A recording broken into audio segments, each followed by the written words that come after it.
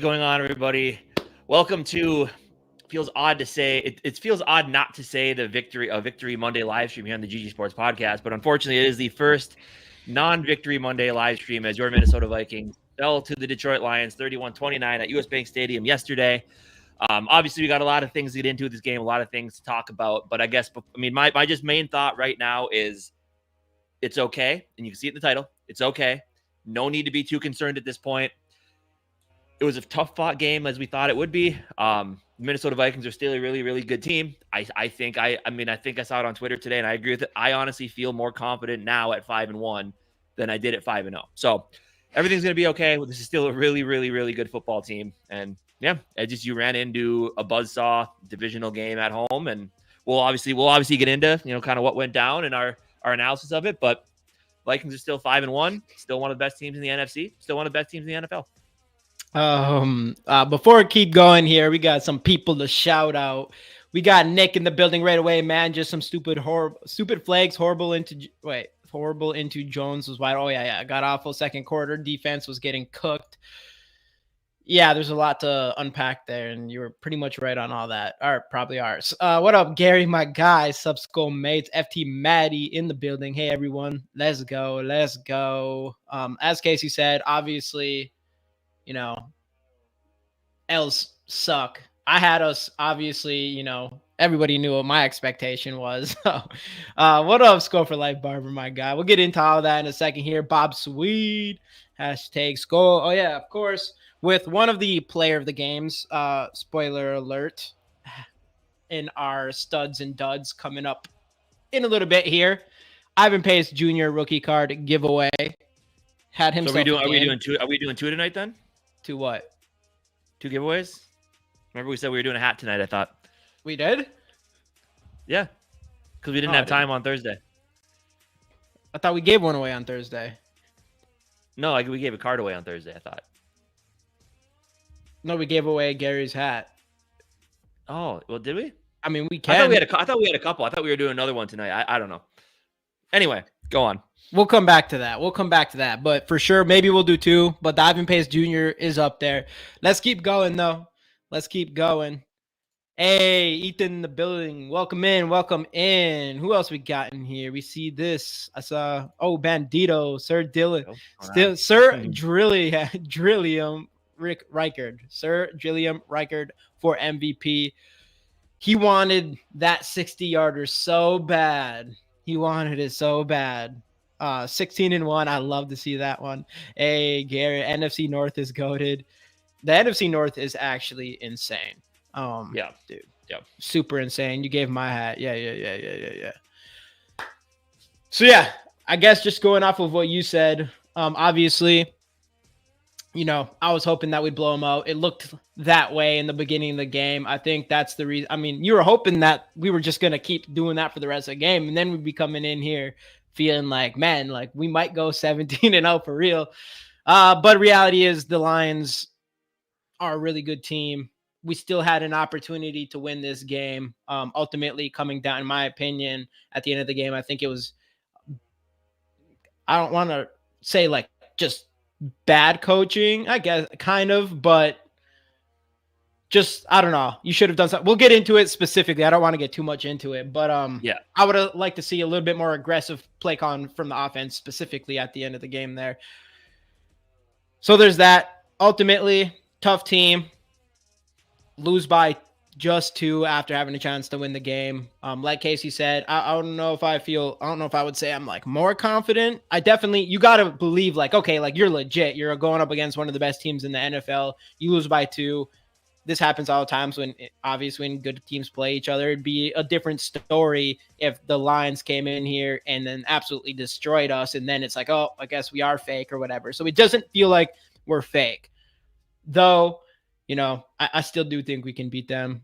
And we will at the end of the season, probably, to get that number 1 spot in the NFC North. But right. And I think as I said last week, I thought, we all agreed the big thing was going to be stopping the Detroit Lions run game. And basically basically from the jump, we could not do that. I mean, Jahmyr Gibbs at 116 yards. Montgomery did get hurt. We kept him in check early on. Hey, young Smokey with the 1999. Oh, what do we got? I'm not worried about the Lions at all. We had Cashman or TJ. We would have won. Facts. They had the favor in Detroit. Vikings fans be panicking. That they absolutely do. And that's why, we're here to try to calm the nerves, instill the fact that this is still a really, really good football team. And again, they ran into a tough task yesterday, going up against this Lions team. And obviously, if you don't stop the run, it sets up the rest of their offense. We'll get into it more later on. But I mean, it was kind of a strength of ours was a strength of theirs as well, and that does come down, especially defensively. It does come down to Brian Flores' aggressiveness, and that's the thing. Like you don't want Brian Flores to change. He's going to be who he is, and sometimes that's why I said eventually we're going to run into a scenario where his defense isn't going to work. And I guess that's not as well. Yes. But the other side of that is where I feel a little more confident. But on the defensive side, it was one of those things where obviously we knew this is one of the best offensive lines in football. And then even going into the game, the numbers were out there for you, how good Goff is against the blitz. And I think part of that is Goff's brain. I think he's the number one overall pick for a reason. I do think he keeps a calm mind, and he there's a lot of shorter routes, and he knows where his receivers are going to be. But also, I mean, we were sending 7, 8 guys on the blitz, and we were going cover 0, and we just could not get home. So I think it's partially Goff, but mainly just how good that offensive line is. The stats also show when he gets pressured, his numbers do drop quite a bit. So I think a lot of it wasn't necessarily that he's good against the blitz, as in when people get to him, he's still good. It's just the fact that he has so much time back there because his offensive line is so damn good and his running backs can block pretty well. But the reason that I still feel that I feel more confident is because I had said it when we were talking about eventually Brian Flores' defense was going to have an off game. I wanted to know that this team could keep up with a high-powered offense. And we got to see that. I mean, early on in the second quarter, we'll dig into that second quarter a little bit later on. But the second quarter was pretty embarrassing. 21 being outscored 21-0. You can't have that. But later on in the game, going into the second half, when we were down, the offense found ways to score and get the game made. Let's go, dude. Appreciate you. We played better not blitzing. Absolutely, man. But that's the thing. You can't. And I think, I mean, I'm sure Jamie's going to have more thoughts on this than I do, because obviously you've always wanted an aggressive defense. You can't ask Brian Flores to not do what he does, right? Like he's going to he's going to coach the way that Brian Flores coach. And a big part of his game plan does come from being aggressive, blitzing, and sending pressure. But I was just happy to see that when we needed to, the offense could move the ball. Now I wish some of those scoring drives would have turned into touchdowns, not field goals, but either way, I just like to see that we can keep up in a shootout if it does get to that point. So that's the reason why I'm feeling really confident about this team. I mean, that you're not going to play offenses like the Detroit Lions every week. Brian Flores' defense will be just fine. We'll talk about it later. The offense needs a little bit of fixing, and we'll get into that later on. But it's just nice to see that when you need to do something, we know that this offense, Sam Darnold and this offense, can go and do it. So that's why I'm feeling pretty damn good, even when losing. I mean, this is a team that a lot of people had going to the Super Bowl this year, and we were a team people had winning 4 games.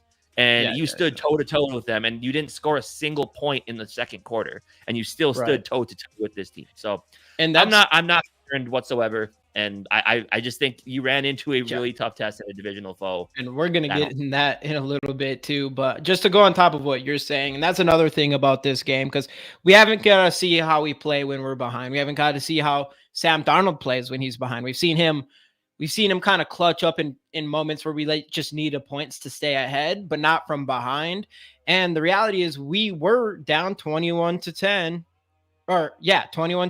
and we did get up by a point at the end of the game. So we did come back after allowing them 11 extra points there in that second quarter. And that's showing like that you're battle tested, and that you can feel confident when we're behind points, we can still win some of these games. And that's huge from Sam Darnold. And that's why everybody who's talking about, there's a lot of people who say Sam Darnold had a bad game. And I was like, I'm not saying he had a good game. He definitely made some mistakes, but overall, like, he still is coming back into this game and put us in a position, helped. I mean, you could say the defense kind of did that, put us in a position to win. No one had us 5-1. I'll take it. And that's another thing before moving forward too, is and I saw who was it? Was it Young Smokey? Yeah, there's nothing to worry about. We are a year ahead of schedule or way ahead of schedule. We need a DT. We'll go back to that in a second here. We need fucking Reisner, man. I know we do. We need TJ, but Sam has to be better. I know. And then whoever said, was it? Yeah, that was Smokey here as well. As we didn't have Cashman, we didn't have TJ. We're 5-1, having arguably the hardest first 6 games in the NFL. And now we get everything just gets easier as far as the teams that we play moving forward, other than the Lions again, and then the Packers again, and we'll see what Chicago has to offer. But I'm obviously out of the other 3 teams in the NFC North, they're the ones I'm least worried about. They've really only beaten bad teams, so I'm not too concerned there. Like 5-1. Easiest schedule ahead of us. TJ Hawkinson back. I do believe with Smokey too. If we had TJ, I think this could be a different game. Specifically, I've talked to Casey about this before hopping on here. Is like we just need someone that can a body up the middle. We don't have a big body up the middle that can do anything. Something that you could see from the Lions. And that's something that we can get from TJ Hawkinson. And I think that would have made a world of difference on this offense, is to have anything coming from the middle of the field. But yeah. Hey, what up, De Niro Jones? Welcome in. Our projected win total was 6. For yeah, sure. dude, absolutely insane. Before moving on, though, Two-Tone, I missed. Oh, there he is. There it is. What would you have to say? Skol 5-1. Who knew he's a bridge quarterback? Yeah, dude. Facts. For sure. That game streaming on. Keep going though. It's flooding. Flooding in here. But yeah, no, it is what it is, man. Like it sucks. Losing's never fun. But I think we're all in agreement here that we're still going to be just fine. So, and yeah. So yeah, I guess let's move on. Initial thoughts. Well, got all those in there. Before we move on here, I'm just going to kind of go through some stuff right here. We got, just look at the stats real quick before, just kind of an idea of what everything looks like. Hold on a second. Just running through this real quick. Sam Darnold, 22 completions on 27 attempts, 259 yards, a touchdown, an interception. Obviously, Aaron Jones, 14 attempts, 93 yards, and a touchdown. Super stud. Justin Jefferson, 8 targets, 7 receptions, 81 yards, and that touchdown. Jalen Naylor, 4 receptions, 76 yards. Jordan Addison, 3 receptions, 66 yards. Going down here, Will Riker, 3 for 3 on field goals, 57 long, 2 for 2 on extra points. Still have not missed a single kick this year. Ivan Pace Jr., 10 total tackles. Josh Metellus, you had 8 total tackles in that critical forced fumble. Andrew Van Ginkel, stud, absolute stud. 7 total tackles, 3 tackles for a loss and 2 sacks. Grenard, 4 total tackles, 1 tackle for the loss, 1 sack. And I think we're going to go into him in a little bit here. Jonathan Ballard, 1 tackle for loss. All that good stuff here. I'm going to keep going. And something that I did want to mention when we were going over Justin Jefferson's stats is a lot of his receptions and yards came in the second half. And I do think that's part of the problem. Because we saw what happens when you get Justin Jefferson involved early. And that is when you get Justin Jefferson involved and try to force feed plays for him. That's what happens in the second half there. So I think that is one thing that we haven't done enough this year is get Jefferson involved early and often. So I do think that's something that another step O'Connell needs to take forward is realizing, like, I get it. They're going to do whatever they can to cover him, but you got to have some scripted plays for him to get open and get the ball to him, because that's going to open everything else up. Right. And then, I mean, just on top of that, that was the big difference going into the second half was literally just, and you were the one that texted me about it and you put it on Twitter and everything, where it's like, you have to feed Justin Jefferson. And it became so obvious, like you need this offense to run through your best player, because it's going to set up every single thing else on this team. And that's exactly what it did. You need to get his hat. And we came out and threw 2 screens to him right off the bat. And that's what you just got to do. You just got to feed him. And Aaron Jones, I'd put him on that level too. Like, get it, Aaron Jones, Justin Jefferson, get it in their hands. It will open up everything else for this offense. Hopefully that's something that we really realize and use that forward. because we were getting down the field pretty decently after we started doing that. But just to go through some PFF stuff real quick, Aaron Jones, 77.9 for the top. We'll go top 5. Sam Darnold, 76.4. JJ, 72.2. Jalen Naylor, 69.5. Blake Brandel, 67.4. And at the bottom, Ed Ingram, best player on this team, 38. Ty Chandler, 45.7. Johnny Munt, 50.8. Jordan Addison, 55.1. And Tanyan, who only had 2 receptions, but Garrett Bradbury, we'll put him at 56 there. On the other side of the ball here, we've got Jonathan Grenard with an absolute insane 92.1 on defense, with 93.7 in pass rush. Andrew Van Ginkel with 80.2, who had 89.2 in coverage. Josh Metellus, 73.5. Taki Tamani with a 71.1, Shaq Griffin at 70.8. And then at the bottom here, Kamul Grugier-Hill, 28.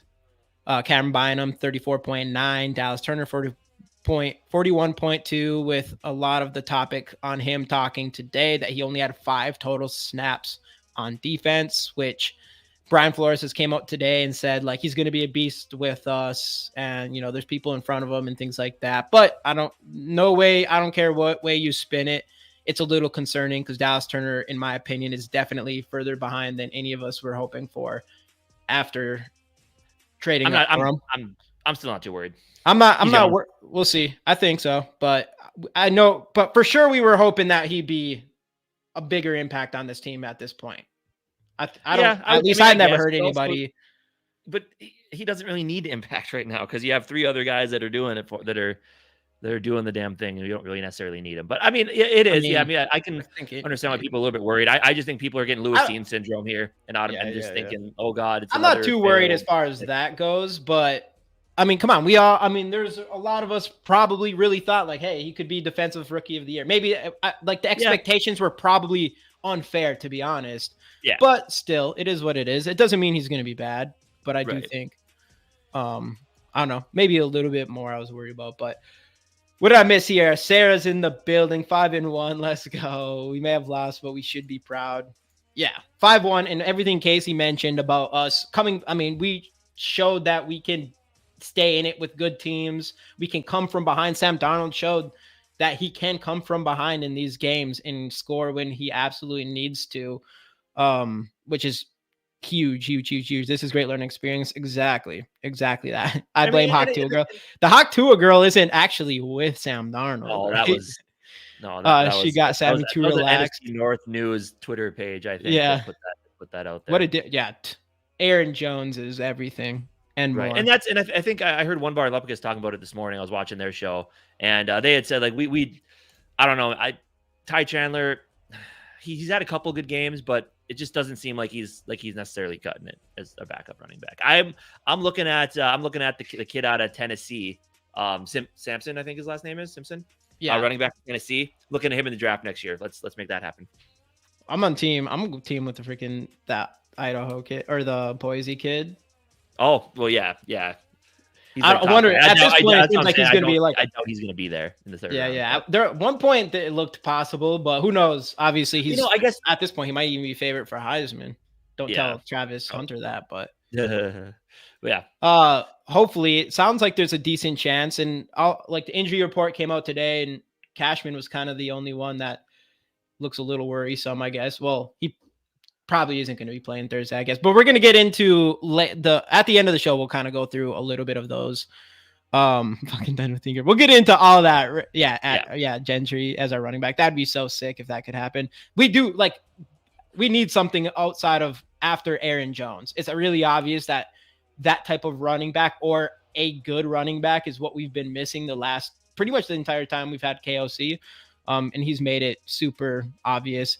Dylan Dotson, I just don't think it was a terrible loss. Just can't let us. Yeah, facts. And I do think I do think the short turnaround is a good thing because it gives you a chance to get that. Because you take it on the chin. You watch. They go in today. They watch the film. And then immediately you're done with it. You move on and you go to a road game against the Rams on Thursday night. So I think the short turnaround is going to be good for just putting this one behind you. Yeah. All right, we should probably get on with our winners and losers here, huh? Yeah. So let's do it.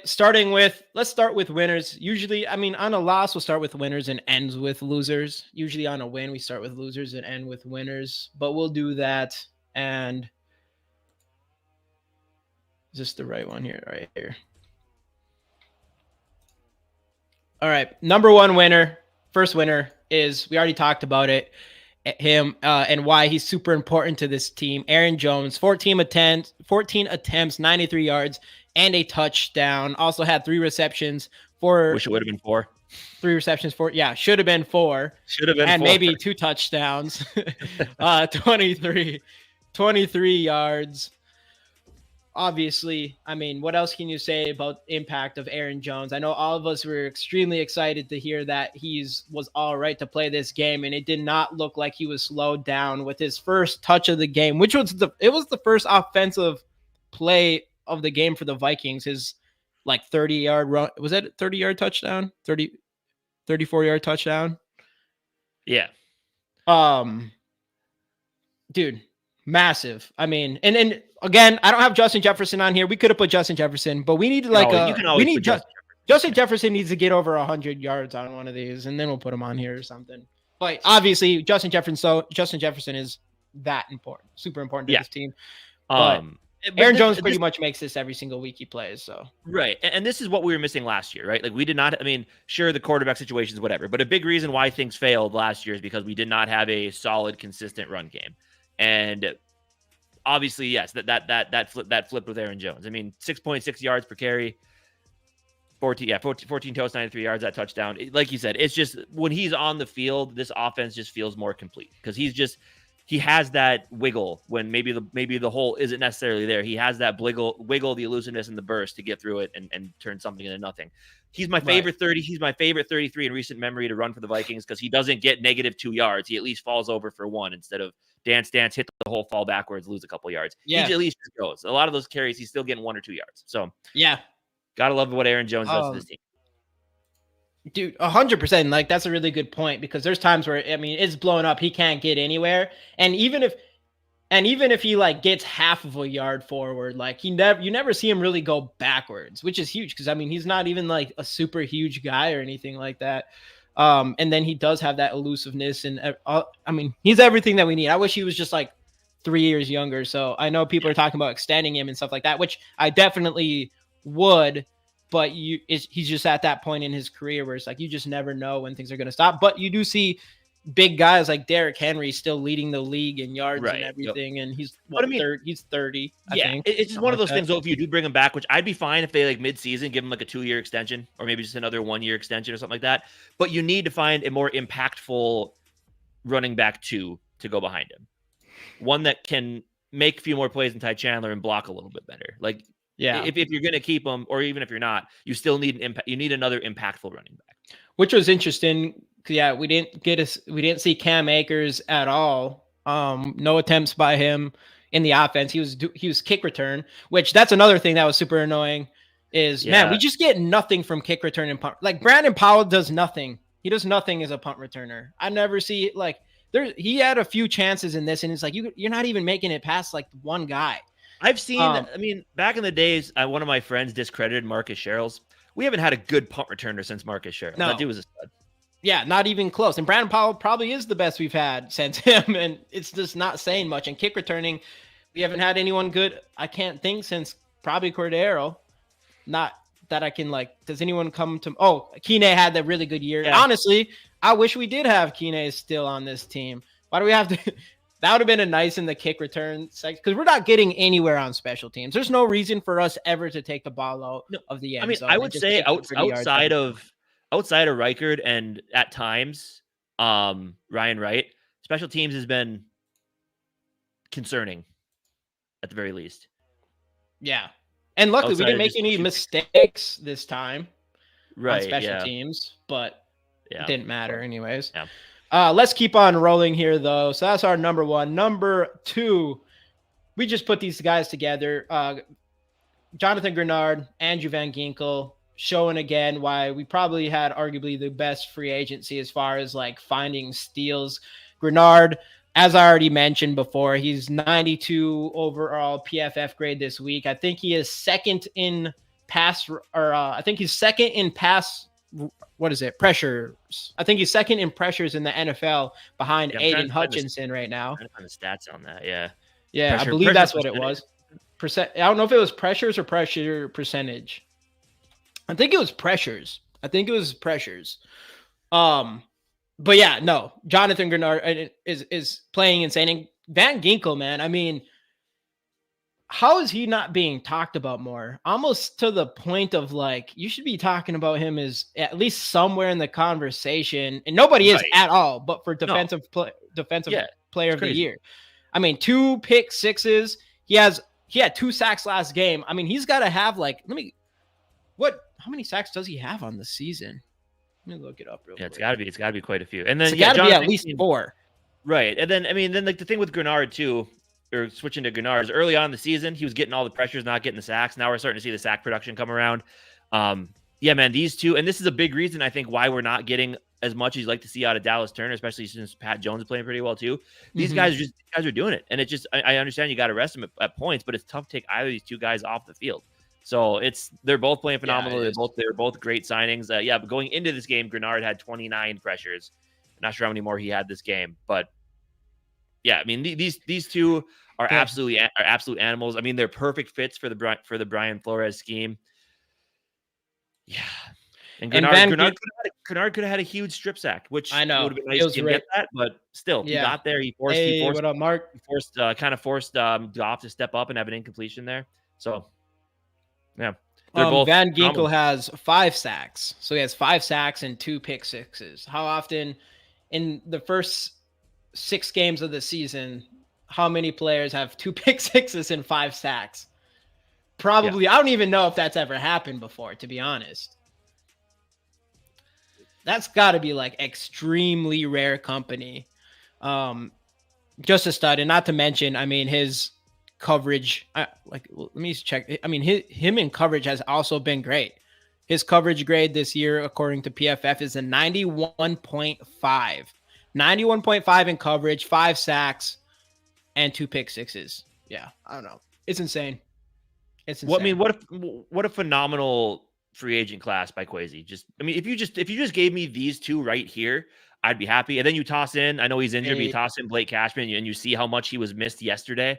In that game, especially against stopping the run, and phenomenal free agent class, Brian. I mean, these two, especially these two, and with Cashman, are what's making this Brian Flores defense go right now.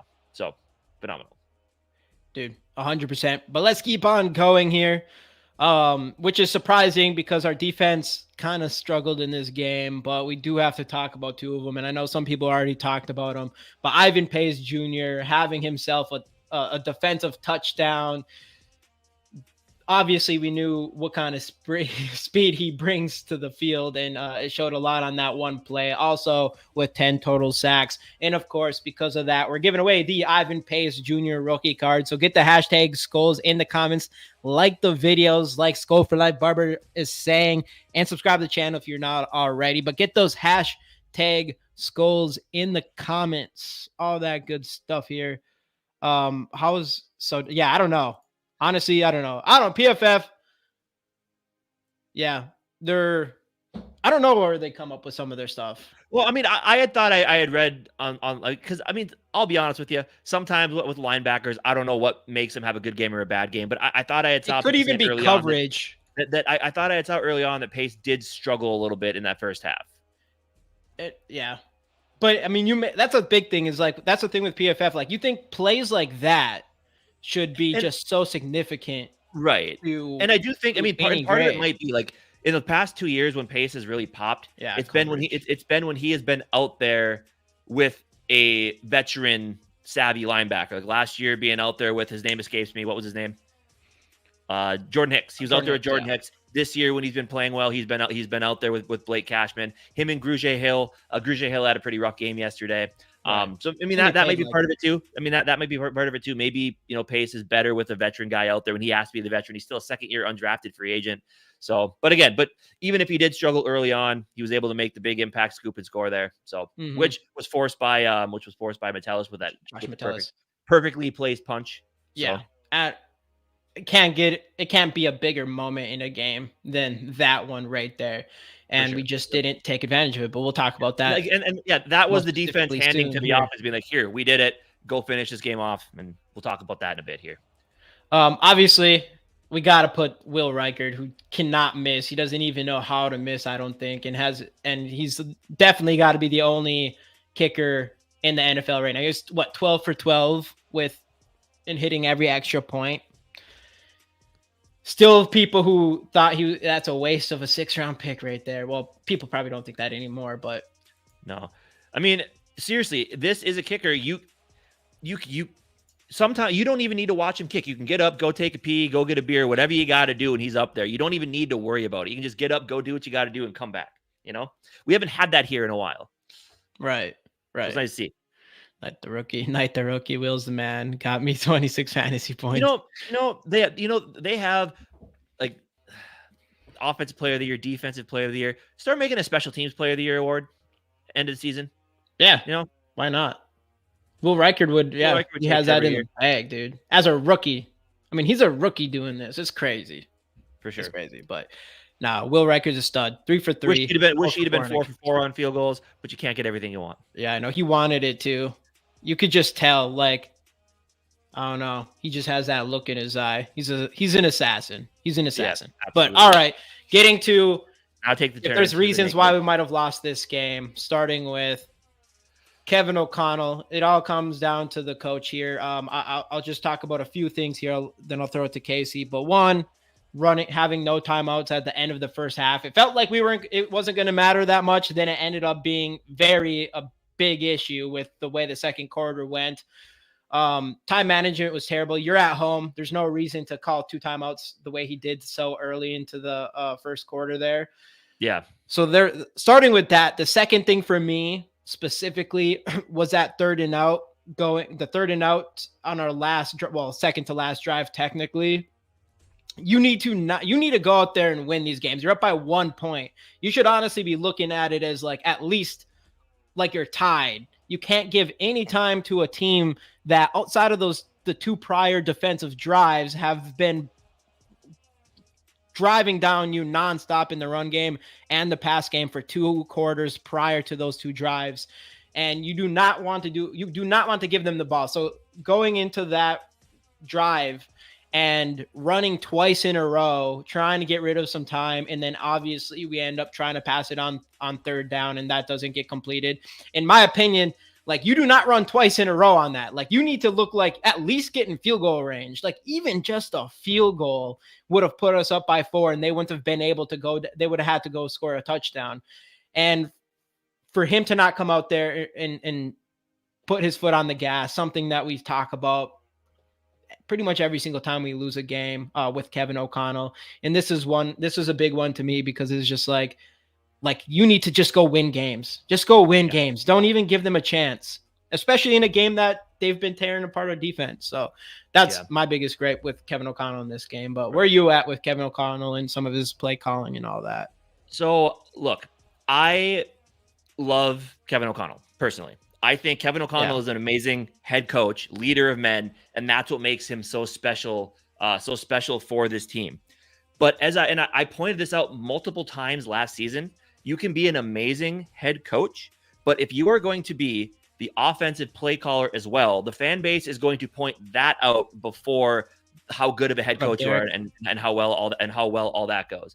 And yes, you could say, he is creative. I think when people say people say he's an offensive genius, I absolutely do believe that. I think he schemes plays up nicely. I think he's got good sets. I think when he talks about making it look complicated to other teams but simple for his players, I do believe in that. But yes, sometimes there's just too many things where you just look at him and be like, dude, what are you doing here? And I understand, like, running the ball early on, I get that. It was pretty effective with Aaron Jones in that first quarter. But what confused me going into the second quarter was I was hoping that he would use some of those first, second down runs to set up play action. And I kept being like, okay, the next drive, though, he's going to run play action because everyone, they're running it first down every time. He's going to run play action off of this. And he just didn't do it. I needed to see more of that. And that's kind of something that you do see sometimes. Maybe it was, hey, we have a 10-point lead in the second quarter, so why be overly aggressive when we just got to get the run game going anyway? But yeah, I was hoping that he would incorporate a little bit more play action into some of those runs, which I think on that second to last drive, I think that would have been absolutely perfect. Play action on the first play because they're expecting you to run the ball, because it's what Kevin O'Connell does have a history of doing. But Right. I know he mentioned that maybe Addison might have messed up the route, because that's why Darnold might have had to throw a little bit high because Addison was standing in his way. But he also said, maybe we can form it up better to where that type of confusion doesn't happen. But yeah, I think, again, if you're going to be the offensive play caller, you're going to be open. You got to be open to scrutiny, and I think he is. But it's just you haven't seen enough development in being aggressive, because you put up 0 points in the second quarter. Mm-hmm. You can't. Which we'll talk about next, 21 points, allowing 21 points is terrible, but you got to be able to score some points. And I think a lot of that was he gets overly predictable in certain situations. So again, still love him. Still love me some Kevin O'Connell. Yeah. I think he's going to figure it out. He's too smart not to, and this team is too talented not to. Well, he's 5-1 still. Right, absolutely. But I think what he does as a leader of men and a head coach of this football team is awesome. And I thought the challenge was a pretty dumb challenge too, which that was obvious. It's just, I don't know. And again, he probably gets up from up top. You got to make the final determination whether you want to challenge or not. Right. And I guess, if we're talking about him, I do kind of want to lump in Darnold a little bit here. Yeah. Where time to do it. Yeah. Where I thought, again, I think Darnold played poor? No. I think Darnold had a really, really good game. But there were just certain situations where, and I think that's one of, and again, Goff's offensive line is better. But I think when you look at Jared Goff compared to Sam Darnold, Goff just looks confident all the time, where Darnold sometimes does get the happy feet. Sometimes he'll miss it. But again, we love to see the fact that he is mobile, and when he doesn't see what he wants, he does take off and run. But there was a couple plays where he did take off, where he could have launched the ball downfield and hit an open receiver. But then you saw some of those throws, like the touchdown to Jefferson, perfectly placed. The bomb to Addison, perfectly placed. The throw to Jalen Naylor, right over the hands of the defender, perfectly placed. So we're seeing more good out of Darnold than bad. But sometimes you do see those. This is why Sam Darnold's on his fourth, 15, whatever it is. You see some of those happen. And one of them was the throw to Addison, where he didn't even see Brian Branch there. Brian Branch made a phenomenal play, which it is. And he's a stud. He's an absolute stud. Absolutely. How'd that guy get to the second round pick? I don't really know. Or into the second round. But again, he had Aaron Jones open to the left, wide open, and just completely didn't even see him or what. So that's two things on a play you didn't even see that would have totally could have changed the complexion of it. So I don't think Sam Darnold is a loser. I'm not going to put him in the dud category. I think he played a really good game. But first half, and I think you can lump him with Kevin O'Connell. In the first half, they just didn't do enough. But I do think a lot of that was run on first down, run on second down, and then you're allowing the Lions to pin their ears back, and it forced us into some short throws. A lot of those to Johnny Munt. I thought there's a lot of I don't like the plays that start behind the line of scrimmage, the tosses or the bubble screens. I don't like those. And if you also, and I guess going back to what we were talking about with JJ, if you want to talk about I feel like Jefferson is he's not a slow starter, but we're slow to get him involved. I think if you're going to script 15 plays, 9, 10, 11 of those need to be involving Justin Jefferson. In the first half, yes. Yeah. Or in the first part of the game, not 9 of the first 15 plays in the first 15 plays of the game.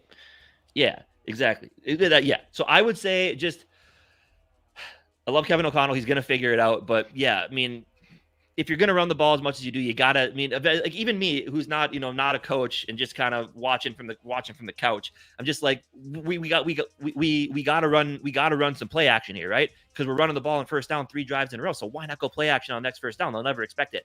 We just don't do it. It's just sometimes there isn't flow and rhythm to the offense. And that's what's the most concerning to me.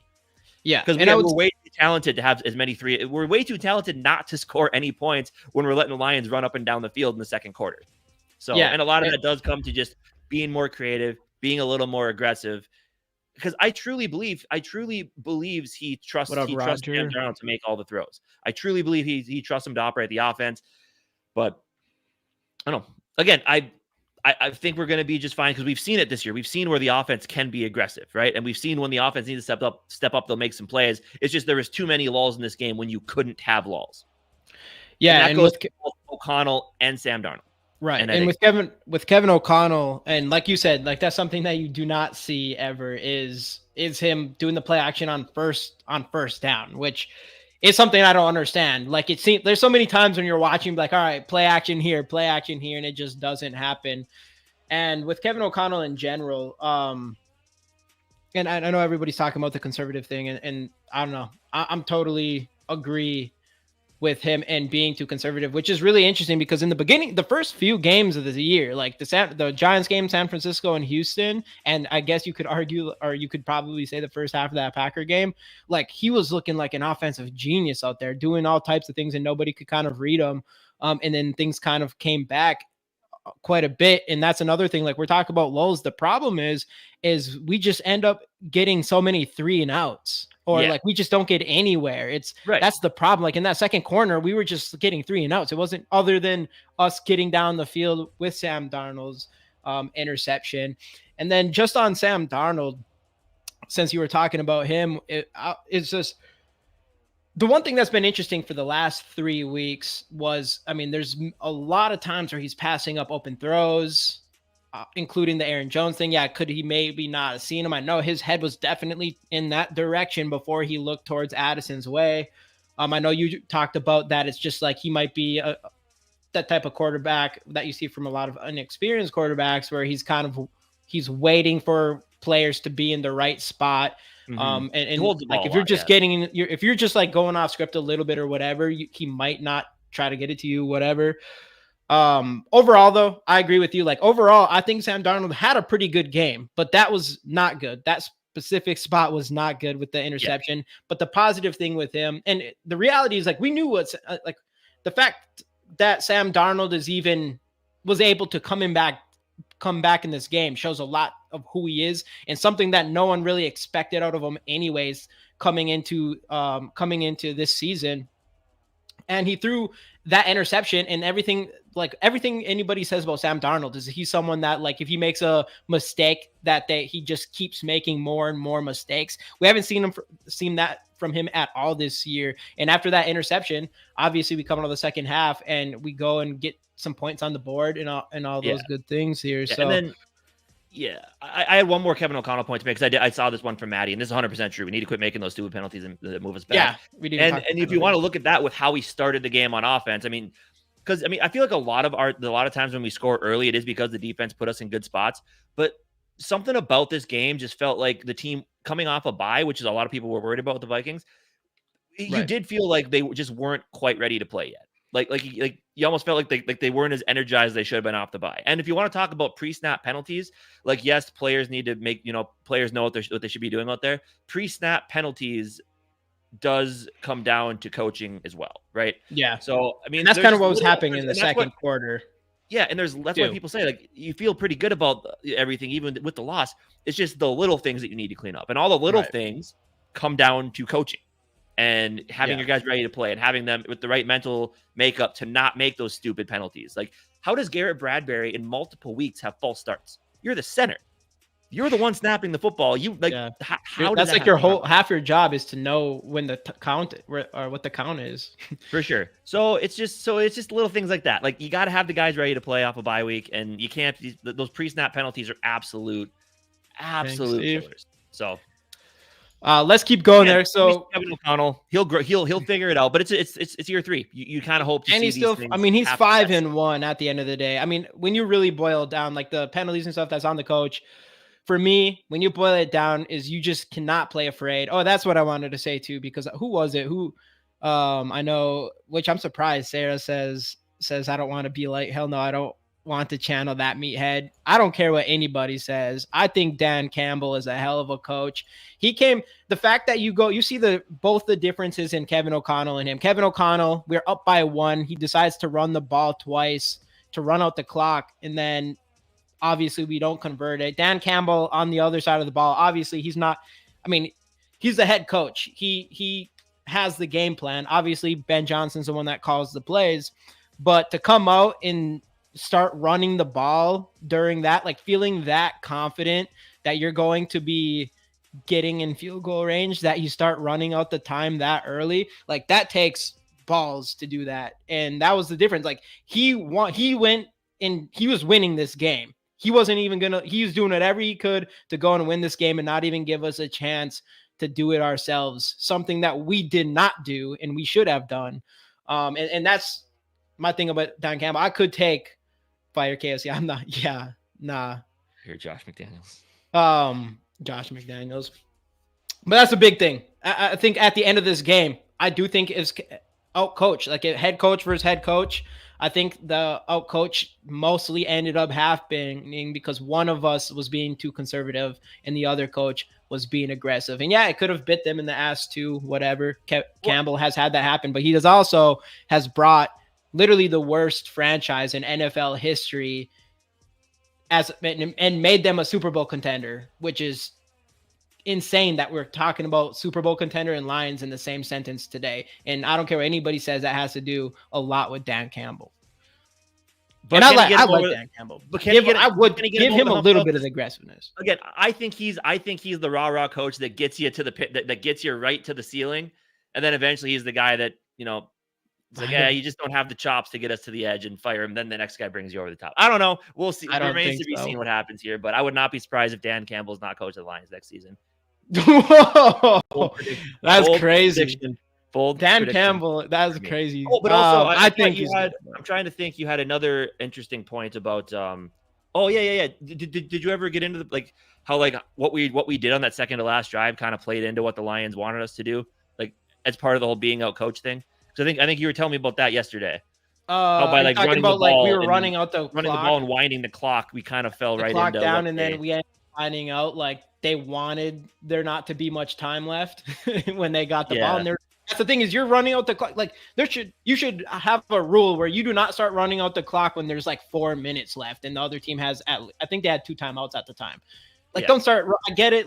Because even if you make it all the way down the field, yes, it's possible, but you're going to have to get first down after first down after first down after first down. And plus at that point, you just need to get into field goal range. I don't know. There's too much time to start trying to run the ball out. You don't do that. Just worry about winning the game. It'd been different if there was 2 minutes left. It would have made more sense to me to go and try to do that. But we weren't in a position to do that. That was a spot where it's there's too much time. You just need to go and win this game. Just get us in field goal range. We can do it. We've done it all. To me, being aggressive in that spot is running play action on first down.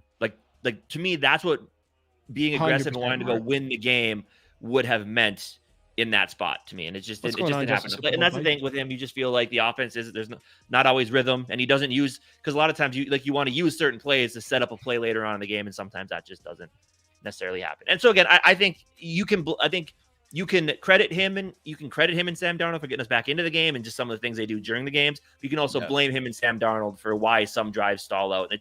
Blame's got to go all the way around Kevin O'Connell. He's good, but the thing is, he's going to be the first guy to say it's on me and I need to be better. Yeah, so. And that's why, and that's his leadership. Like Casey said, I don't care what anybody says. He's one hell of a head coach, and I do think he is a good play caller at times. We haven't seen it consistently, but as a leader and a very we've seen it, like I said, the first 3 games of the season up until that second half of the Packer game, he was up there with probably one of the people were talking about how he's an offensive genius and stuff during those games. Yeah. And he really was looking like that. And maybe it is penalties that have happened lately, because we're talking about 3 and outs and stuff. And a lot of those came because you're starting 5 to 10 yards back from first and 15 or first and 20 or whatever. Mm-hmm. But anyways, we'll keep going here because we spent half this video just on Kevin O'Connell. There was a lot to unpack in this. There was a lot. There was a lot to unpack. First loss will do that. Our first loss. Yeah, it's our first loss. So. Yeah, at least we're not sitting here in week 3 being oh God, we've lost 2 games already. What's going wrong? At least we can, having these concerns and still being 5-1. Don't care. It is huge. And talking about concerns here, the reality is, in case you mentioned, the Lions arguably have the best, or at the very least, the most consistent. They do have the highest scoring offense in the entire NFL. Not every single defense is going to stop every single offense every single week. And this was an example of that with them ultimately.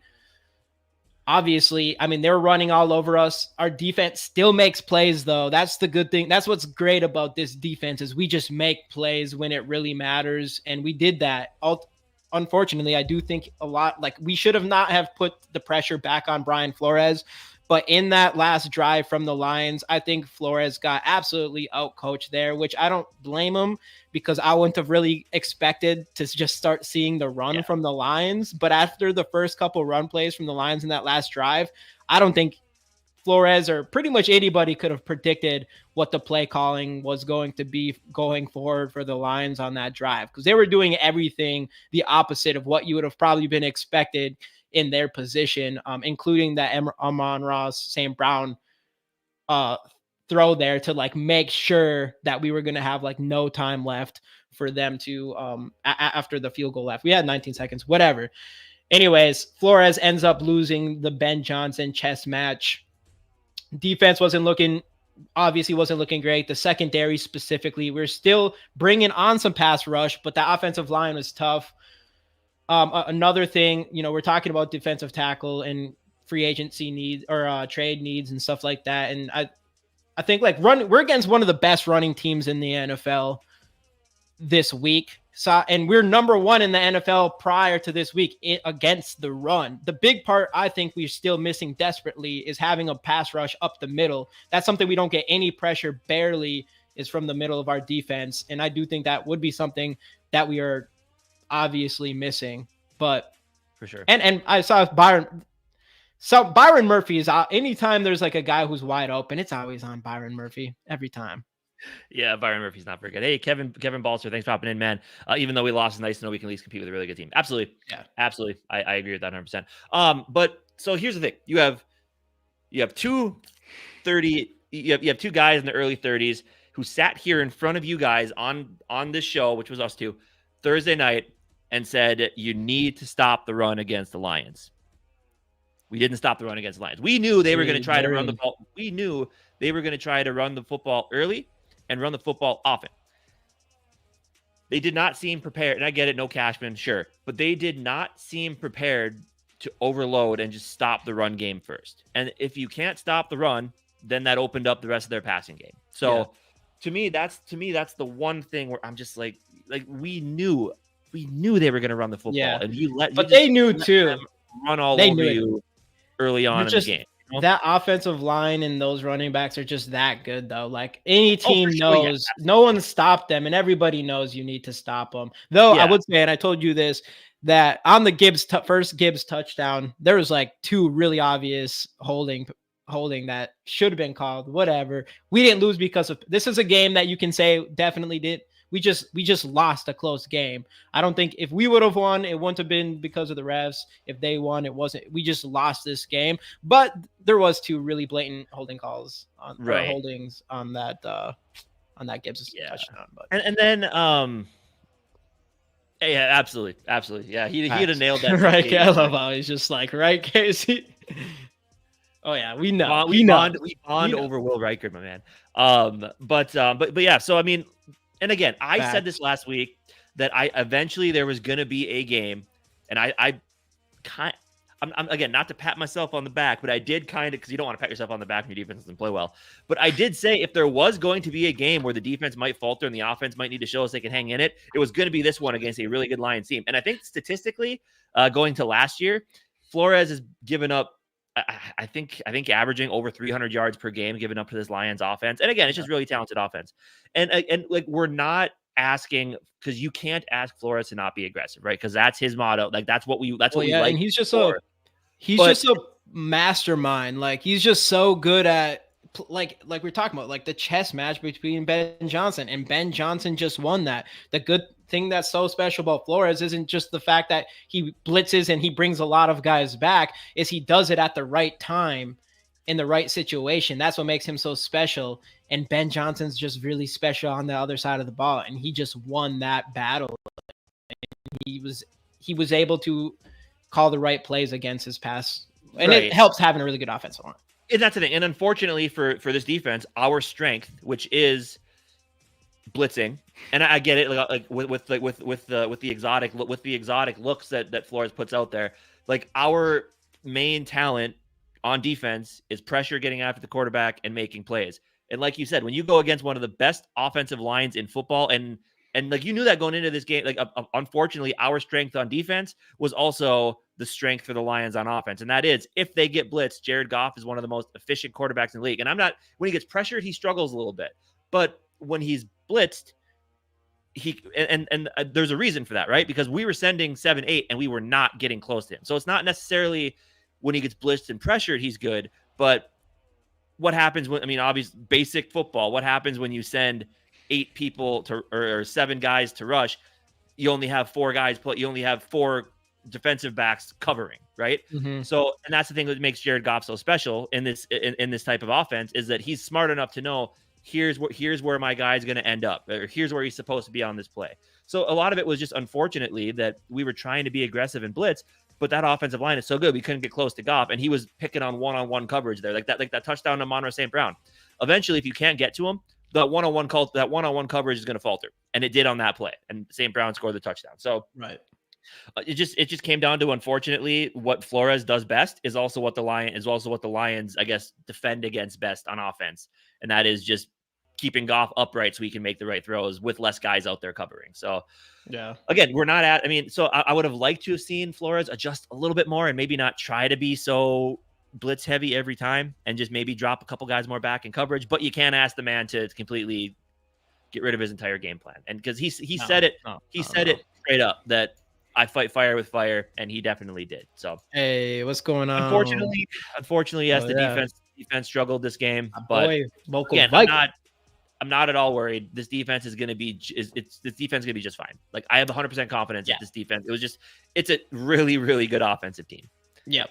That just matched up really, really well against what we have out there, especially since our cornerback situation. Well, it's been, I think some of the pressure that we've been able to get has kind of taken some of the eyes off the corner, just because, it just kind of is what it is there. But in a game like this, you do start to realize that we're still relatively weak at corner overall.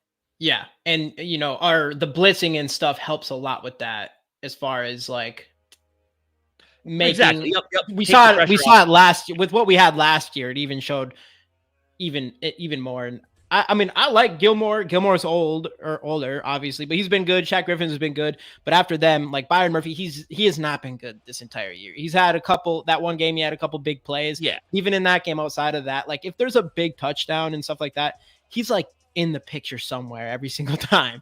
Right. He just always is. But let's just keep moving on here. We still got this. We're going to have a longer show for sure, because we still got a lot of stuff to get through. But let's go into our last dud of the week. And that is, of course, and everybody knows it, Ed Ingram, who also had the lowest PFF grade on this team. We've all been talking about it. I was really surprised a couple weeks ago to see a lot of Ed Ingram supporters. I actually even had I made a community post of like, when's Reisner going to take over? And I was actually surprised on how many people said that it's Ed Ingram's job and stuff like that. So I don't know what it is. Maybe it's just because he was a 2nd round pick, but in my opinion, he has not been looking good since literally the preseason when he was playing against second teams. So, and people say it's his job. Purple Persuasion had an interesting tweet yesterday. I'm going to pull that up here, or interesting tweet today. Let me see here.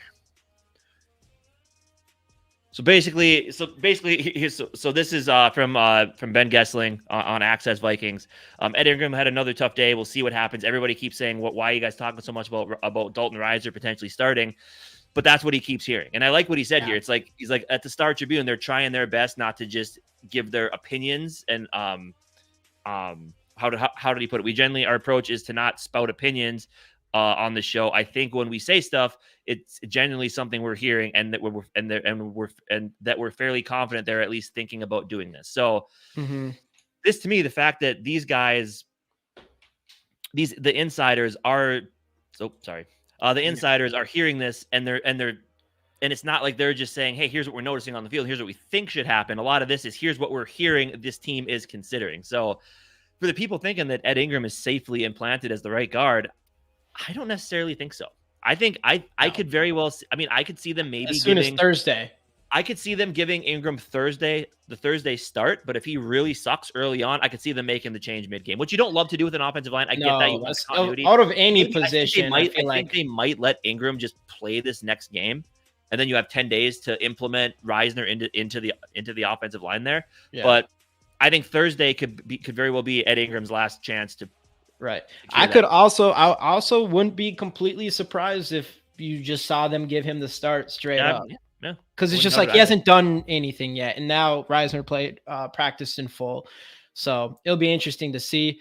Let's keep on moving on here. We have we've sounded really negative, and I think that I see a lot of Sarah's comments. We've sounded really negative here, but don't get it twisted. Like we're both still confident this is one of the best teams in the NFL. So trade ad for free.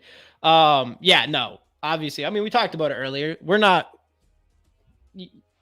Sometimes you just got to talk about a loss and things that need to be improved. And obviously, we saw some here, but nothing significant.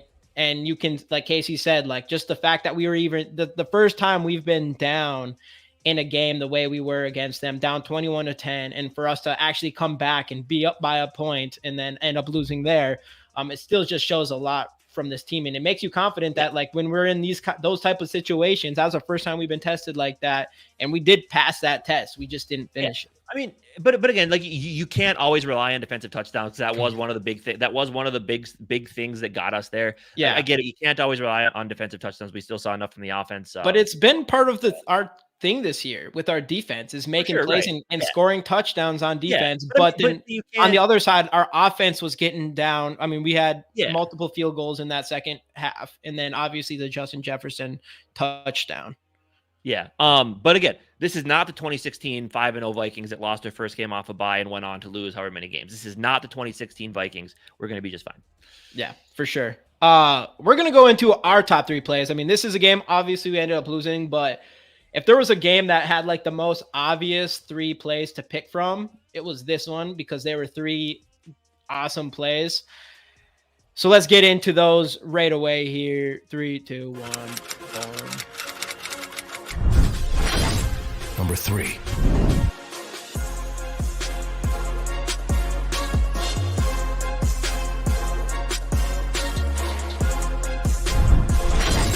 Number 2.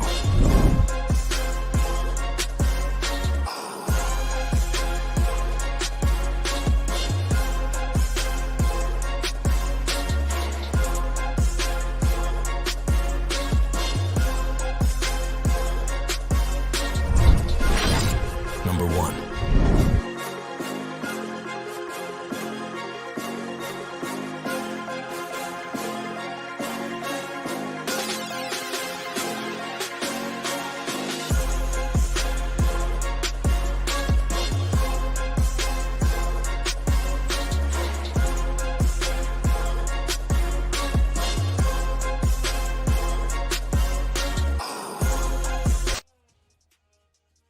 And of course, we're giving away the Ivan Pace Jr. rookie card. Get the hashtag Skols in the comments, like the video, and subscribe if you have not already. Huge play there. Huge play there. Too bad it didn't end up paying off, but it almost did. It should have. Yeah, absolutely. 2 evil. I see you, by the way, my guy. So 5-12 will get us a pretty good. We're just fine. Let's go. We're gonna be just fine. Let's go. Yeah, man. I mean, when I look at that, I look at that Darnold pass to Justin Jefferson, and that gives me all the confidence in the world that Sam Darnold is still going to run this offense perfectly fine for the rest of this year. So, dude, beautiful play. Whoever wins, send me that. Beautiful play. But we better keep this going though. We got to get wrap. I'm assuming you guys have the purple parlor tonight, right? So we're on a time limit here, I believe. So let's keep on rolling. Boom, boom. Which means, of course, hold on. Whoa. Let's go. The Skol Gauntlet. Oh, yeah, SK and Randy, because Randy's not a huge Kevin O'Connell offensive play caller. He doesn't like him very much, the offensive play caller. Who doesn't? Randy, because I saw those two one time had an argument about who was better between O'Connell and Zach Taylor, I saw that was a pretty interesting. So is that what it's going to be? Kevin O'Connell, like both of their sides of Kevin O'Connell. I'm playing mediator tonight, but be there. That's going to get nasty. Definitely. I'm pretty sure Randy had tweeted yesterday for O'Connell to give up play calling duties. Yeah. For real? Which he'll never do. No, he'll never do. You'll never ever see something like that. But yeah, everybody in here after this show, y'all gotta go straight to Purple Parlor, 100%. Hey, Vikings girl, let's go with the $2. We appreciate you big time. Thank you. I'm ready for Randy to go off. Yeah, that's gonna be interesting. Randy's gonna go off. Is Randy gonna go off? Like, I haven't seen tons of his. I have to watch more of his like skit stuff, I would say. But is he gonna be someone that feels like there's something to be worried about? As far as like, no, I don't think so. No, it's just. I mean, I think he just. I mean, like a lot of people are just questionable about just Kevin O'Connell's play calling. And he's hilarious. Like it is what funny. It is. I want to hear Casey's predictions for the Rams game. Will the thrill from 60? We'll get into that. Actually, we got predictions right here. So actually, we'll start this right away. I forget. Are we alternating again, or just going alternate? Alternating. Yep. So let me know when you're ready. We'll go right through this. Ooh. This is the first one. First one's kind of tough. Let's roll with it. We'll go. All right. Boom. I give my game ball to Aaron Jones. Again, what makes the passing game so effective is having a solid running back in there. I mean, Jones, 14 carries, 93 yards, the 1 touchdown, 6.6 per carry, was wide open, should have scored a touchdown, which would have helped us win this game. But the fact that the running game is so effective is really what makes his offense go, as we saw when he was out against the Jets, didn't get a lot going. I guess I also could have gone game ball to Will Reichard because he was responsible for a lot of our points. But Aaron Jones gets my game ball. Definitely fair. Aaron Jones is a good pick. I mean, obviously, I do like what everything happened on defense. The hard part about giving it to any of these defensive players is like, for most of the game, we were just getting eaten up from the run game and the pass game. But I'm gonna go with Will Reichard. 3 for 3. 3 for 3, 2 for 2 on extra points. Hasn't missed a kick all season, and mostly like he was ready. Like if that was going to be a 60-yard plus field goal attempt, he was going to make that, and you could just tell he just is that guy. He's an assassin. Biggest loser. I'm going to go with the run defense. We came into this game knowing you need to stop the run, and I get it. Good offensive line. You can probably give him every excuse in the book, whatever. But the fact that we came into this game and didn't let them run all over us from the jump, really disappointing. I mean, as we hammered on it last week, you have to stop this run game. You have to try to stop this run game best you can. Cashman was out, sure, but yeah.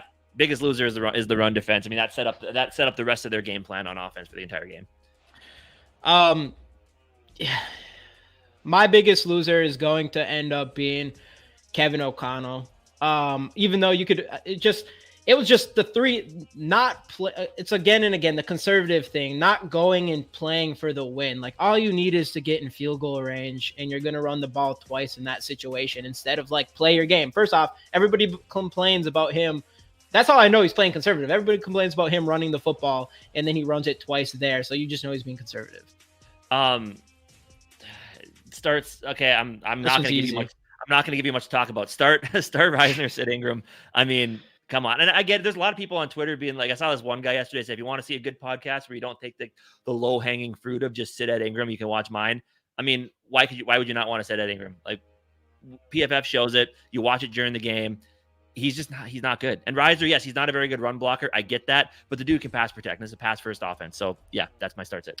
Yeah. So I got to agree. Like you got to start Reisner at this point. I mean, that's the obvious. And it's all about Ed Ingram, I guess. And I'm going to pick someone else for a sit, but for start 100% Dalton Reisner. You got to see him. I want to see him as soon as this Thursday. And for sit, I'm going to go Byron Murphy. I don't know.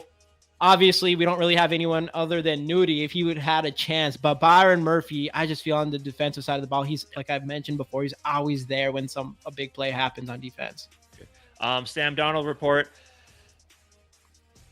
People were worried about Sam Darnold after the Jets game. Yeah, the offense was kind of sluggish to start on Sunday against the Lions. Darnold, he made some head scratching plays. He missed some open receivers. But I did still like to see him run the ball a little bit when he had to. Made a couple errant throws. The interception was terrible. The overthrow to Jefferson, it wasn't I don't know if Addison got in his way or whatever, but I'm still happy with Darnold. I'm happy with him. I knew what we were getting in Sam Darnold, even exactly what he did last game, even with that bad interception. It's still a better Sam Darnold than I was ever really expecting us to have. I think as far as him and what Charlie Walters says, that there's growing pressure to extend KOC, which I agree with that, but extend Sam Darnold. At this point, especially if you look at this game, you're not feeling like Sam Darnold's this guy who's going to take us to the Super Bowl specifically off of his arm. That's why I'm like Team JJ McCarthy at this moment. Charlie Walters, whatever. Here, let me start that one over. I was like bleeding into yours on that one big time. We'll refresh. We need a refresh here because Panic is a fair one. All right, ready? Okay. Let's go. No, not at all. Not at all. As I said, I feel more confident about this team now because the Brian Flores defense is going to bounce back. Some people are like, oh, do they put someone on tape now that other teams can exploit? No, I mean, maybe you try to run a little more against them, but you ran into a buzzsaw with a really good offensive line and playmakers all over the place, mainly because the Lions have had high first-round picks for so long. You better have a good team by this point. But no, I'm not panicked whatsoever. I'm confident KOC and that offense is going to be fine. They were able to compete and move the ball when they had to. I am not panicked one little bit. Let's win Thursday. Me neither. Gary, I do see this KOC too. One thing I guarantee you've never heard me say that Kevin O'Connell is too aggressive. Those words have never came out of my mouth.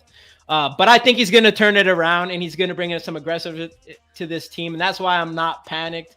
But no, we barely lost to a really good team, a team that we were in position to win if it wasn't for conservative play calling. And like I said before, we just had arguably the hardest first 6 games of any team in the NFL. And we are in the easiest part of our schedule now. Yeah. Trade deadline needs. Get me some guy that weighs about 360 pounds right in the middle of that defensive line. That was a big part of not being able to stop the run either. I mean, Harrison Phillips played a really, really, really good game, but Jerry Tillery, Jonathan Bullard, sure, they pop up in certain spots, whatever. I know people are talking about Dexter Lawrence. We're not getting Dexter Lawrence, but you got to find a way to get a big guy in the middle of that defensive line. To me, that's the biggest need. Maybe I'll let you go on. I'll let you go next. Maybe I know what you're going to say, but yeah, defensive line.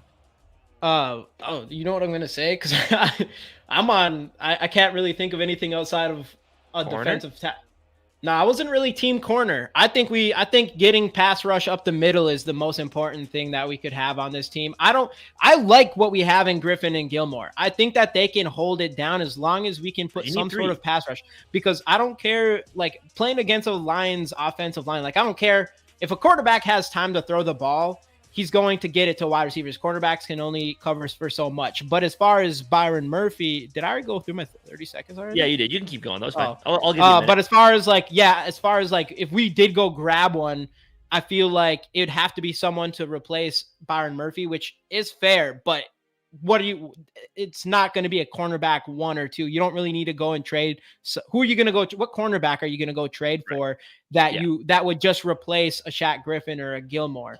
I don't know. Yeah. I just don't really see something like that happening.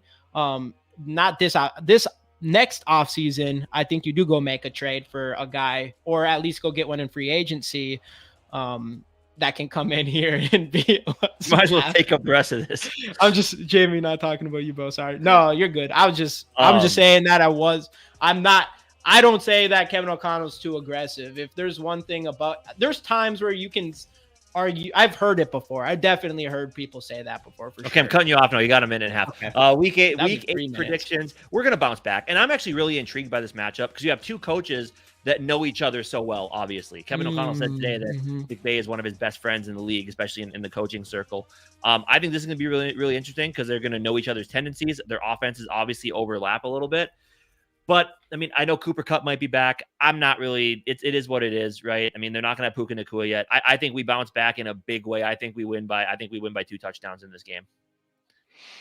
On me, week 8 predictions, yeah, I like the 2 touchdown thing. So you think we're going to have a big bounce back? A lot of that is going to depend on – I know Cooper Kupp didn't play last week. I don't know if he's planning on – play. He probably will play this week, but we'll have TJ Hawkinson, which will make the world of difference on our side. I don't believe they're going to have Puka this week. He's still got to be out. If they had Puka and Kupp, I'd be a little bit more nervous, but people are throwing and destroying that defense. I do think we have enough on offense for sure, especially with TJ Hawkinson, to take advantage of that. Yeah, there it is. There it is. You did it. Prediction. Hey, what's going on, Black Hole Bunny? A big ass win. I love that. Love that. We need to bounce back, and we will. I have full confidence that this team's going to get back on the right track. Defensively, first off, and then offensively, I think O'Connell's going to go in with a real good game plan. But again, it'll be interesting to see how like those two know each other so well. It'll be interesting to see how that all lines up. So, yep. And then obviously we talked a little bit about it. We're running out of time here, so we're not going to go too much into an early look on this one. Just kind of hit on it. Hopefully TJ Hawkinson comes back. That's a big one. And then I'm assuming they're hoping that Cooper Kupp comes back. But hopefully this gives us an opportunity to have a bounce back game. And that's another test. We did see it against the Giants, who actually are better than a lot of people expected after we beat them. But again, just like them, we need to go and beat a team that we're supposed to beat, and we should beat them bad. I think that's what separates a lot of good teams is when you play a bad team, you destroy that bad team. Yeah, like so hopefully we got to get that. We got to get back to that first 3 week feeling where we're up 2 scores throughout the entirety of the game. And we're just stuffing them on defense and not allowing them to do it. We got to get back to that, and this is a great 100%. opportunity to do it. And I love the fact that they can learn what you need to from this loss, put it behind you, and move forward to a game Thursday night. We have to travel for it, so you're gonna have a short week of prep. But I trust this team to be ready to go on Thursday night. They're gonna want to get this bad taste out of their mouth like immediately. I know Dexter Lawrence would be the absolute dream, but it just doesn't happen. They better win. My custom Winter Warrior Black Al Bundy jersey came today, and I'm have it under my work uniform that night. Skol. I love my team. Yeah, dude. It is. We're gonna bounce back. We're gonna prove, and we're gonna go back and beat the Lions week 17. If we even need to play our starters at that point. All right, let's do this giveaway here. Boom. We got a giveaway. Let me change the background here as well. Of course, we got the Ivan Pace Jr. rookie card. Get the hashtag Skols in the comments, like the video, and subscribe. All that good stuff. Y'all know what to do. Get that in there. Ivan Pace Jr. has stepped up in the last 2 games after kind of having a slow start to the season, which is, our little group of fan base and stuff. We all know everybody loves Ivan Pace Jr. So we're excited to see that. Sarah, I'm talking Naylor. What about Naylor? Demis.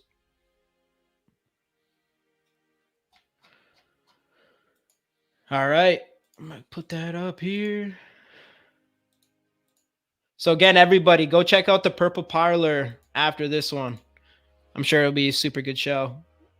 I'm going to start right away with, oops, wrong thing. There we go. That's what I want. All right, let's get this running. Boom.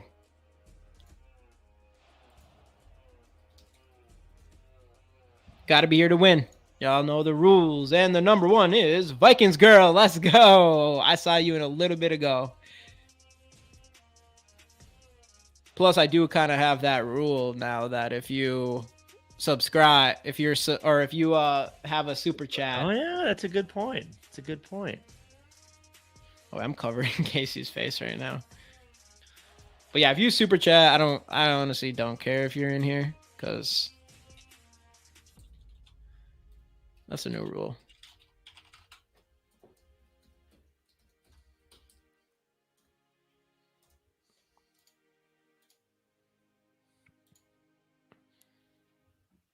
Did you ever send me that card, Steve? I never got it. I have it still. I have it. You never replied to me, Sarah.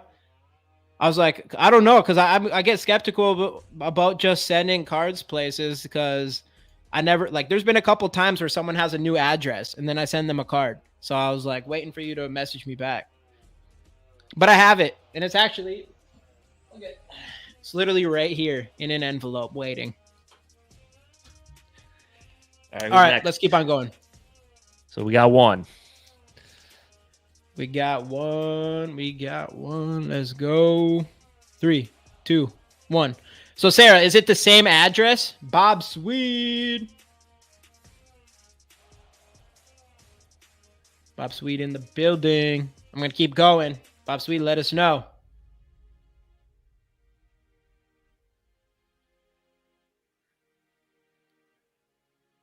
Boom. Two-tone. I need to look. Here. Steve, during last playoffs, I sold all my Packer cards, but I have to look to see. I might have something, but if I do find a Packer cards, I'm just sending you one because you've given Sarah specifically 3 cards. but you've given a lot of cards, so I would definitely do that. Two-toned, I know you are in here. Have we seen... Bob Sweet is here. Let's go. Oh, let's go, Sweet. And let's keep it going here. What we got? 7 minutes before the purple parlor. We're doing good. We're doing good. What we got? What we got? Boom. Boom. FT Matty. I mean, FT Matty was another one. He did indeed do a super chat. He is in. Oh, he's in anyways. Let's go, my guy. All right, let's keep it going here. We got one more left. 3, 2, 1. Let's see. We already have 4? Yeah, we already have 4. Hey. Vikings girls, Bob Swede, Two-Toned, and FT Matty. And now, Skol for Life Barber. Let's go, my guy. My address is the same. All right, perfect. I'll get that card out to you then, Sarah. Barber, you still here? Barber. He's always still here. He's not once still not been. He's not once not. He said he commented here before we even started, so he's wanted to let us know he's going to be here no matter what. So yes, of course. All right. There he is. Be very disappointed. I'd be very disappointed if he didn't say here.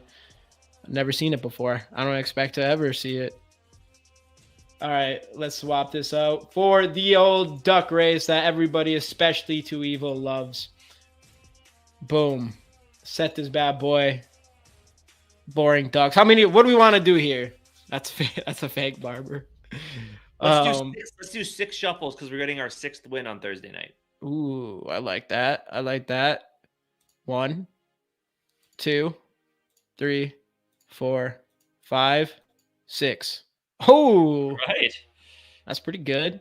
Trump. I don't know. I feel like Trump Duck's gonna win here.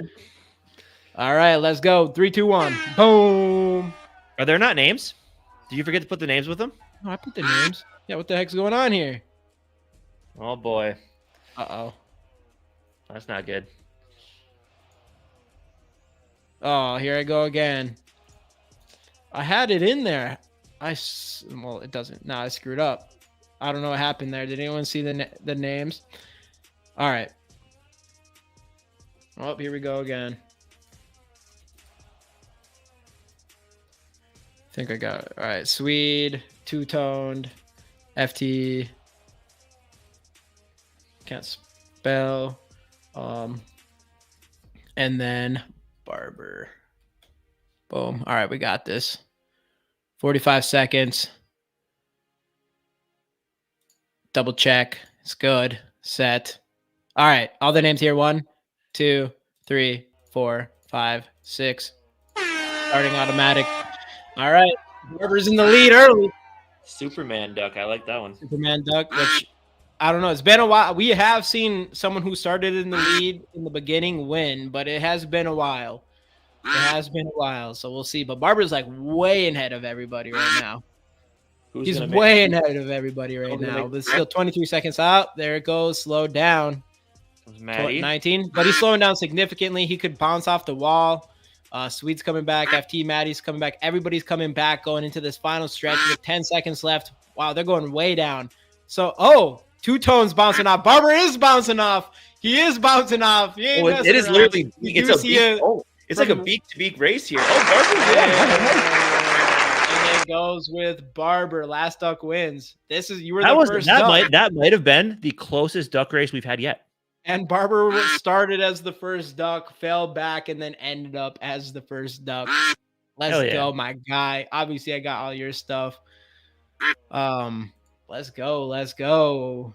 All right, Barber will make sure to get that to you ASAP here. But anyway, yeah, Vikings, tough loss yesterday, fall to 5-1, but they're going to be just fine. Quick turnaround on Thursday. We will be live before the game Thursday, 6 p.m. Central Time. Make sure to join us for that. It obviously won't go as long as this one because to be ready for the game.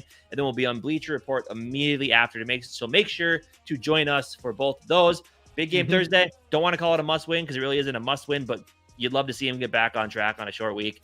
go hammer the Rams, get that quick bye out of the way. And then actually we got Sunday Night Football the next week against the Colts. That game was flexed. So Yeah. 2 primetime games in a row, 2 opportunities for this team to show everybody on the national stage that they are Sam the team to Darnold. be revered in the NFC Super Bowl contention picture. So big game Thursday. It all starts Thursday night. So make Let's sure to join us go. here before the game on GG Sports Podcast, and see you guys then.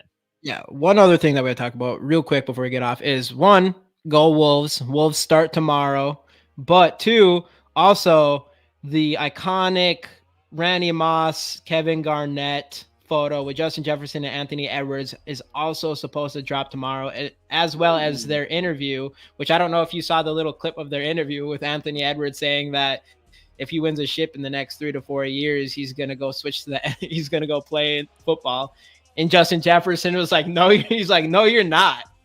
No, you're not. So that interview comes out tomorrow. That picture comes out tomorrow, coming to all screensavers near you. It's definitely going to be mine. So I can't wait for that as well. And the Timberwolves going to get that W as well. So I'm pumped. Let's go. See you Thursday. Let's go. Have a great rest of your evening. Great rest of your week. See you Thursday. Let's go Vikes.